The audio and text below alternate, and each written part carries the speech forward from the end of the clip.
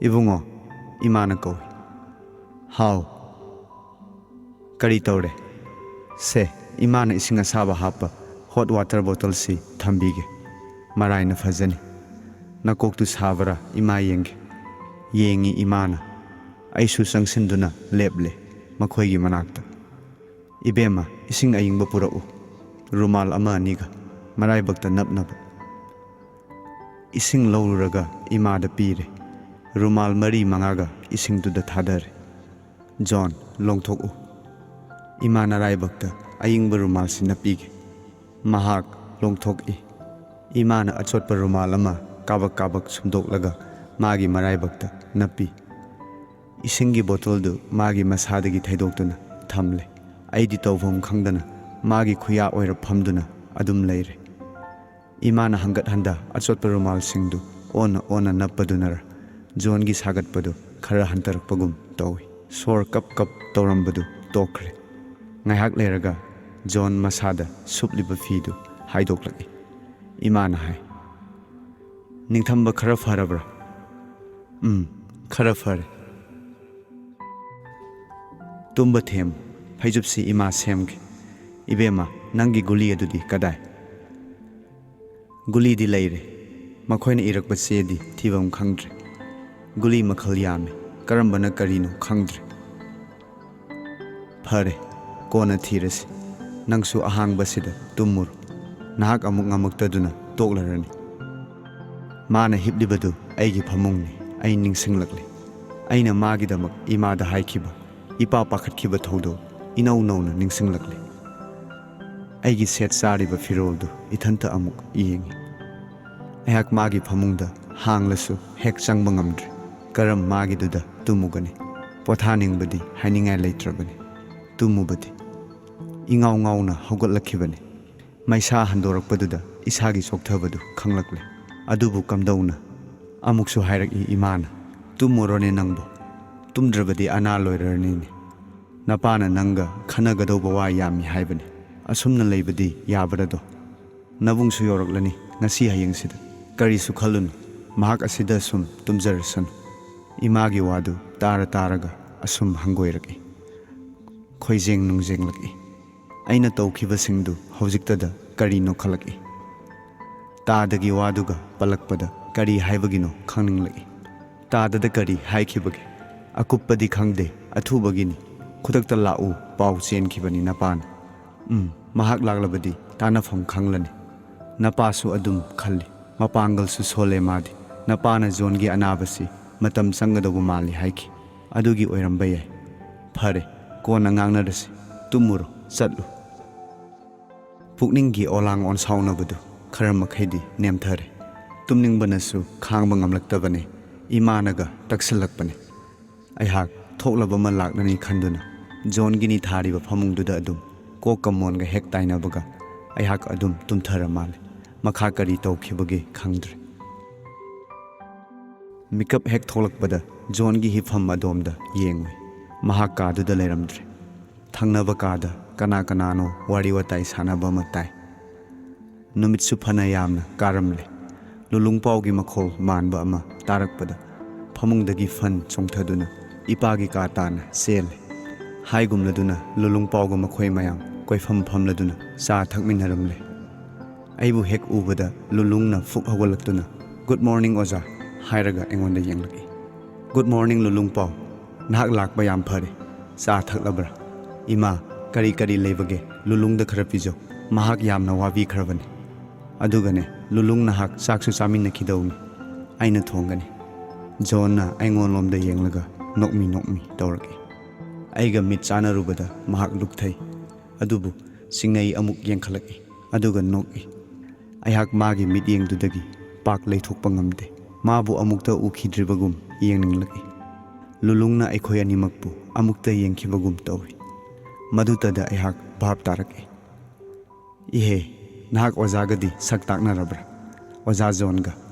Nahana taknakrabadudi. Oh hoine. Ada hospitalda.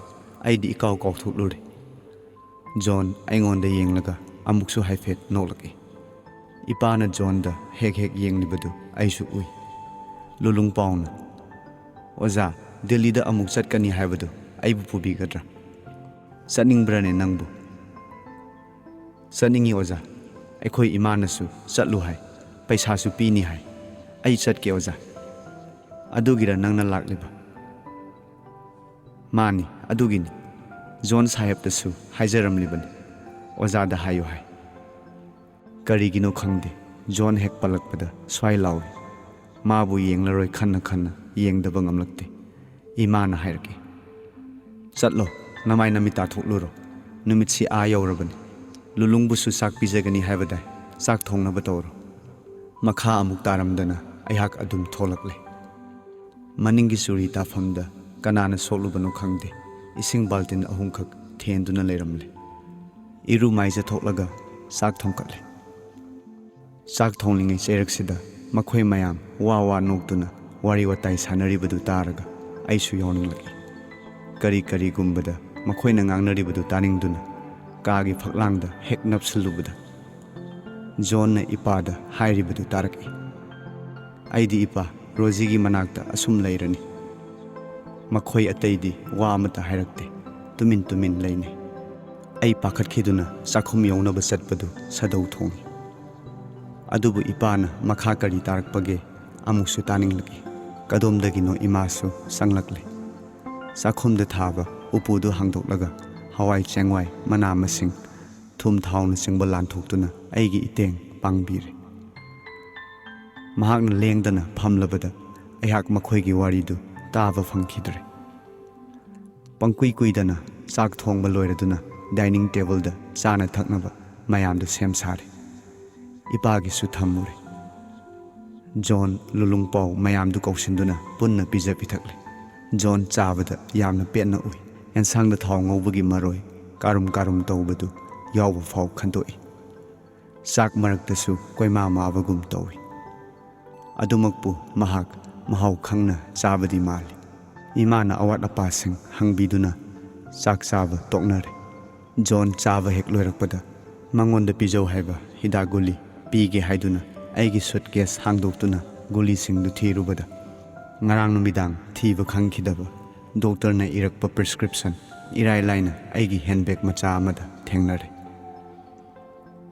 Ising glass amaga guliga puduna magi manakta changubada mahakarinu ama khanbadawna magi manak yauraba fawda ai lai haiba khangdabagum tawi. Aina mamangda leplaga gulidu pirubada aingonda yankhalaki. Gulidu harauna lawi. Ising glass tu table machaduda thamge khuting tholubada aigi khujengda pairaki. Aihak khangprek khangi. Tung mang yengi. Amuk fuk hawgatuna maching masong hawbadawna sukon koli. Aina mana kolibadu nanthoknaba honai. Aina haise. John, ipa hoi urabadi kamdawni. Makhoi urabadi phatte. Mahak ikairap tawna aibu thadoklaga mamai luktharaga magi phamang machida tumin phamthakre. Nungsa thavet mai nganglap tawna aina hai. Capsule anisi yotsil. Pungkhai muk leiraga apakpa guli asi amuk chagadawbani. Kauniko. Wa amata haide capsule du lawi. Aisu sab lepli utingbagu. Aina hairibadugi paukhum amatangdi pihaningi. Yamna pihaningi. Adubu pirakte. Paukhumdu adum pirakhidre. Satlage haina laithoklakle. Adubu amuk yengninglakke. Yengi. Magi maraibakta humang leiri karibadu urubada aihak chatpa ngamdre. Leple. Leppada natte aina hang. Haksang nuaitrabara. Karigino laibakta humang karidubo. Kaisu tawdi. Hairamlaga makhut khunamna humangdu taithoki. Sangsinduna magi thabakta aina tapna paiduna yengi. Masu magi makhut yet thangbaduna aigi khujengda pairakle. Tangak yenglaga. Rosie, nak sak lamlagani. Sak thoklur. Nak aigidamak yamna ware. Makha kari tarakpa khorang nangai aina. Pamlamba wangang natte. Makha taraktrabada khummi. Wadeda. Haifet yengkhalaki. Aduga noktuna hai. Waramganida. Wangangduna mangonda yengningbama pokhalli. Sayraksida mapalomda ekhoi tadagi khonpham manba ꯑꯩꯕꯨ ꯀꯧꯔꯛꯄ ꯇꯥꯏ ꯑꯩꯅ ꯅꯤꯡꯕꯗꯨ ꯆꯨꯝꯂꯝꯂꯦ ꯃꯍꯥꯛ ꯆꯥꯎꯔꯕ handbag ꯑꯃ ꯄꯨꯗꯨꯅ ꯀꯥꯈꯠꯂꯛꯏ ꯑꯩꯕꯨ ꯍꯦꯛ ꯎꯕꯗ ꯍꯪꯂꯛꯄꯅ ꯍꯥꯜꯂꯤ ꯏꯕꯦꯝꯃ ꯅꯪ ꯀꯩꯗꯧꯉꯩ ꯂꯥꯛꯏ ꯉꯔꯥꯡ ꯂꯥꯛꯄꯅꯤ ꯇꯥꯗꯗꯤ ꯀꯅꯥꯗꯒꯤ ꯇꯥꯏ ꯏꯄꯥꯅ ꯆꯤꯊꯤ ꯏꯔꯛꯏ ꯍꯦꯛ ꯐꯪꯕꯒ ꯂꯥꯛꯏꯕꯅꯤ ꯑꯉꯥꯡ ꯃꯆꯥꯗු ꯃꯁꯥ ꯉꯝꯂꯛꯇꯗꯨꯅ ꯈꯔ ꯆꯣꯟꯊꯈ꯭ꯔꯦ ꯀꯔꯤ ꯑꯣꯏꯅꯅꯣ ꯂꯣꯛ ꯂꯥꯏꯍꯧꯅꯤ ꯀꯟꯅ ꯉꯝꯗꯕꯕꯨꯗꯤ ꯅꯠꯇꯦ ꯑꯩꯈꯣꯏ ꯑꯅꯤꯃꯛ ꯏꯃꯨꯡꯗ ꯆꯪꯂꯛꯂꯦ ꯏꯄꯥꯒꯤ ꯀꯥꯗꯅꯤ ꯏꯄꯥꯅ ꯍꯔꯥꯎ ꯍꯔꯥꯎ ꯀꯧꯁꯤꯟꯕꯤ ꯏꯆꯥ ꯂꯥꯛꯄ ꯐꯔꯦꯗ ꯆꯪꯂꯛꯎ ꯂꯥꯎ ꯑꯁꯨꯛ ꯉꯟꯅꯗꯤ ꯀꯝꯗꯧꯅ ꯉꯔꯥꯡ ꯂꯥꯛꯄꯅꯤ ꯂꯝꯕꯤꯗ ꯒꯥꯔꯤ ꯕꯦꯔꯥ ꯇꯧꯗꯨꯅ ꯄꯜꯂꯦ ꯃꯥꯅ ꯄꯨꯔꯛꯄ ꯕꯦꯒꯇꯨ ꯏꯄꯥꯒꯤ ꯃꯃꯥꯡꯗ ꯍꯥꯡꯗꯣꯛꯂꯦ ꯐꯖꯔꯕ ꯃꯩꯇꯩꯁꯤꯡ ꯍꯋꯥꯏ ꯆꯦꯡꯋꯥꯏ ꯕꯤꯁꯀꯤꯠꯅꯆꯤꯡꯕ ꯏꯄꯥꯗ ꯎꯍꯜꯂꯤ ꯃꯥꯒꯤꯗꯃꯛ ꯄꯨꯔꯛꯄꯅꯤ ꯍꯥꯏ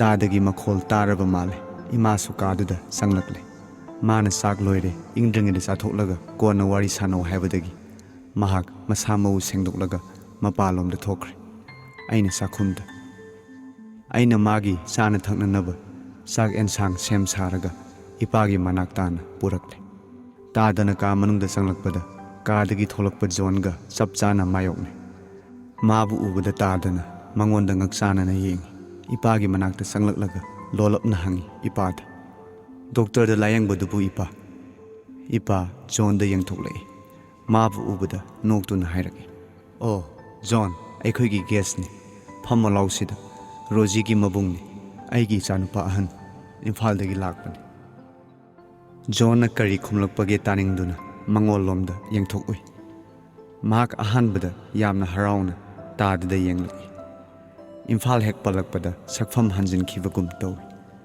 ꯁꯤꯡꯉꯩ ꯃꯀꯣꯛ ꯄꯥꯏ ꯃꯥꯒꯤ ꯃꯇꯧꯗꯨꯗ ꯏꯁꯥꯗ ꯑꯀꯤꯕ ꯑꯃ ꯄꯣꯛꯏ ꯑꯩ ꯃꯥꯕꯨ ꯌꯦꯡꯗꯨꯅ ꯂꯩꯔꯦ ꯍꯥꯏꯒꯨꯝꯂꯗꯨꯅ ꯄꯥꯎꯈꯨꯝ ꯄꯤꯕꯒꯤ ꯃꯍꯨꯠꯇ ꯃꯥꯒꯤ ꯃꯈꯨꯠ ꯌꯦꯠꯇꯨꯅ ꯊꯣꯡꯕꯥꯗ ꯄꯥꯏꯔꯒ ꯇꯣꯜꯍꯥꯏꯅꯅ ꯂꯦꯞꯂꯤ ꯏꯀꯥꯏ ꯍꯪꯒꯣꯏ ꯈꯪꯗꯅ ꯄꯥꯈꯠꯄ ꯑꯃ ꯌꯥꯎꯅ ꯖꯣꯟ ꯀꯧꯗꯨꯅ ꯑꯩ ꯃꯥꯒꯤ ꯃꯅꯥꯛꯇ ꯆꯦꯟꯁꯤꯜꯂꯤ ꯃꯥꯒꯤ ꯐꯤꯕꯝꯗꯨ ꯎꯔ ꯃꯥꯜꯂꯦ ꯂꯨꯂꯨꯡ ꯄꯥꯎꯁꯨ ꯆꯪꯁꯤꯜꯂꯛꯂꯦ ꯑꯩꯈꯣꯏ ꯑꯅꯤ ꯆꯪꯗꯨꯅ ꯃꯥꯕꯨ ꯀꯣꯜꯂꯒ ꯃꯥꯒꯤ ꯀꯥꯔꯣꯝꯗ ꯄꯨꯕꯤꯔꯦ ꯐꯃꯨꯡꯗ ꯍꯤꯞꯊꯍꯜꯂꯦ ꯏꯃꯥꯒ ꯇꯥꯗꯒꯁꯨ ꯅꯨꯡꯁꯥ ꯊꯤꯔ ꯃꯥꯜꯂꯦ ꯑꯩꯈꯣꯏꯒꯤ ꯅꯥꯛꯇ ꯂꯥꯛꯂꯦ ꯑꯩ ꯐꯝꯂꯝꯕꯗꯒꯤ ꯍꯧꯒꯠꯇꯨꯅ ꯐꯛꯂꯥꯡꯗ ꯊꯦꯠꯂꯤꯕ ꯍꯦꯟꯕꯦꯒꯇꯨ ꯂꯧꯊꯔꯒ ꯃꯥꯒꯤ ꯆꯥꯅꯕ ꯒꯨꯂꯤ ꯂꯧꯊꯣꯛꯄꯗꯨ ꯐꯅ ꯀꯨꯏꯅ ꯆꯪꯂꯕꯣꯏ ꯅꯤꯡꯏ ꯈꯨꯠ ꯁꯥ ꯇꯅꯤꯛ ꯇꯅꯤꯛꯏ ꯒꯨꯂꯤꯗꯨ ꯃꯉꯣꯟꯗ ꯄꯤꯖꯒꯦ ꯂꯥꯛꯄꯗ ꯁꯗꯧ ꯊꯣꯡꯏ ꯂꯨꯂꯨꯡꯄꯥꯎꯅ ꯍꯧꯒꯠꯈꯤꯗꯨꯅ ꯏꯁꯤꯡ ꯂꯧꯔꯨꯔꯦ ꯑꯩꯒꯤ ꯏꯇꯧꯗꯨꯗ ꯏꯃꯥꯅ ꯖꯣꯟꯕꯨ ꯀꯣꯟꯈꯠꯄꯤꯔꯒ ꯒꯨꯂꯤꯗꯨ ꯄꯤꯖꯔꯦ ꯑꯗꯨꯒ ꯑꯃꯨꯛ ꯍꯤꯞꯊꯍꯜꯂꯦ ꯇꯥꯗꯅ ꯋꯥ ꯂꯥꯡ ꯑꯃꯠꯇ ꯉꯥꯡꯗꯕꯈꯩ ꯅꯨꯡꯁꯥ ꯊꯤꯅ ꯌꯦꯡꯕꯗꯨ ꯎꯕꯗ ꯏꯃꯥꯅ ꯁꯣꯟꯊꯥꯡꯅꯅ ꯏꯕꯨꯡꯉꯣ ꯅꯪ ꯆꯥꯛ ꯆꯥꯊꯣꯛꯂꯨꯔꯣ ꯖꯣꯟ ꯀꯔꯤꯁꯨ ꯇꯧꯔꯣꯏ ꯏꯃꯥꯅ ꯍꯥꯏꯅ ꯃꯍꯥꯛ ꯐꯅ ꯀꯨꯏꯅ ꯖꯣꯟꯕꯨ ꯌꯦꯡꯗꯨꯅ ꯂꯦꯞꯂꯝꯂꯒ ꯀꯥꯗꯨꯗꯒꯤ ꯊꯣꯛꯈ꯭ꯔꯦ ꯏꯃꯥꯅ ꯁꯣꯟꯊꯥꯡꯅꯅ ꯑꯩꯉꯣꯟꯗ ꯇꯨꯃꯤꯟꯅ ꯉꯥꯏꯍꯥꯛ ꯄꯣꯊꯥꯍꯜꯂꯨ ꯍꯥꯏꯔꯝꯂꯒ ꯂꯨꯂꯨꯡꯒ ꯃꯈꯣꯏ ꯑꯅꯤꯁꯨ ꯊꯣꯛꯈ꯭ꯔꯦ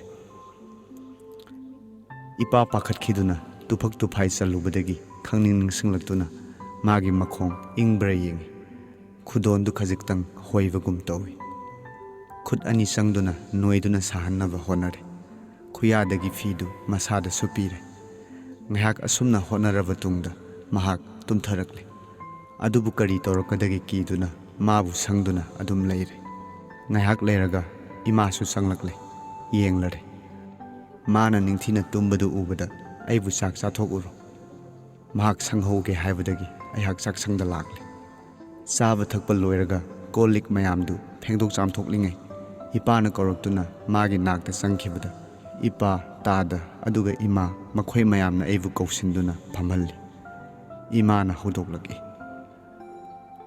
ꯃꯥ ꯅꯤꯡꯊꯤꯅ ꯇꯨꯝꯍꯧꯔꯦ ꯀꯔꯤꯁꯨ ꯇꯧꯔꯔꯣꯏ ꯅꯤꯡꯊꯤꯅ ꯄꯣꯊꯥꯍꯜꯂꯒ ꯑꯗꯨꯝ ꯐꯖꯈꯤꯅꯤ ꯅꯪꯒ ꯇꯥꯟꯅꯒꯗꯧꯕ ꯌꯥꯝꯈ꯭ꯔꯦ ꯏꯃꯥꯁꯨ ꯌꯥꯎꯅꯤꯡꯉꯤ ꯑꯗꯨꯒꯤꯅꯤ ꯏꯄꯥꯅ ꯃꯈꯥ ꯇꯥꯔꯛꯏ ꯏꯕꯦꯝꯃ ꯗꯣꯛꯇꯔꯁꯤꯡꯅ ꯏꯔꯛꯄ ꯆꯦ ꯆꯥꯡ ꯅꯕꯨꯡꯁꯨ ꯎꯔꯦ ꯖꯣꯟꯒꯤ ꯑꯅꯥꯕꯁꯤ ꯂꯥꯌꯦꯡꯕꯤꯗꯕ ꯌꯥꯗꯦ ꯃꯍꯥꯛ ꯃꯁꯥꯅ ꯃꯁꯥꯕꯨ ꯀꯅꯥꯅꯣ ꯀꯔꯤꯅꯣ ꯍꯥꯏꯕ ꯐꯥꯎ ꯈꯪꯗꯕꯒꯨꯝ ꯇꯧꯏ ꯐꯤꯕꯝ ꯑꯁꯤꯗ ꯃꯥꯕꯨ ꯀꯔꯝ ꯊꯥꯗꯣꯛꯈꯤꯅꯤ ꯃꯥꯒꯤꯁꯨ ꯑꯩꯈꯣꯏꯒꯤꯁꯨ ꯑꯆꯧꯕ ꯂꯥꯡꯐꯝ ꯑꯃ ꯑꯣꯏꯔꯦ ꯄꯨꯝꯅꯃꯛ ꯑꯁꯤ ꯅꯪꯒꯤ ꯋꯥꯗ ꯂꯩꯔꯦ ꯑꯩꯍꯥꯛ ꯏꯉꯛ ꯉꯛꯅ ꯏꯄꯥꯗ ꯌꯦꯡꯉꯤ ꯇꯥꯗꯅ ꯄꯥꯡꯁꯤꯜꯂꯛꯏ ꯔꯣꯖꯤ ꯑꯩꯈꯣꯏꯒꯤ ꯊꯕꯛꯁꯤ ꯃꯤ ꯑꯃꯒꯤ ꯃꯊ꯭ꯋꯥꯏ ꯀꯟꯅꯕꯒꯤ ꯊꯧꯔꯥꯡꯅꯤ, ꯌꯥꯝꯅ ꯐꯕ ꯊꯧꯗꯣꯛꯅꯤ꯫ ꯑꯗꯨꯕꯨ ꯑꯔꯨꯕ ꯑꯃꯗꯤ ꯃꯥꯒꯤ ꯑꯅꯥꯕꯁꯤꯒꯤ ꯂꯩꯈꯥꯏ ꯇꯥꯗꯕꯁꯤꯅꯤ꯫ ꯃꯥꯒꯤ ꯑꯅꯥꯕꯁꯤ ꯐꯠꯇ꯭ꯔꯒꯗꯤ ꯑꯩꯈꯣꯏꯒꯤꯁꯨ ꯏꯔꯥꯜ ꯂꯩꯇꯦ ꯍꯥꯏꯕ ꯌꯥꯔꯣꯏ꯫ ꯃꯥꯕꯨ ꯂꯥꯌꯦꯡꯕꯤꯕ ꯑꯩꯈꯣꯏꯒꯤ ꯏꯊꯧ ꯇꯥꯔꯦ꯫ ꯃꯥꯕꯨ ꯊꯦꯡꯅꯕ ꯈꯨꯗꯛꯇꯨꯗ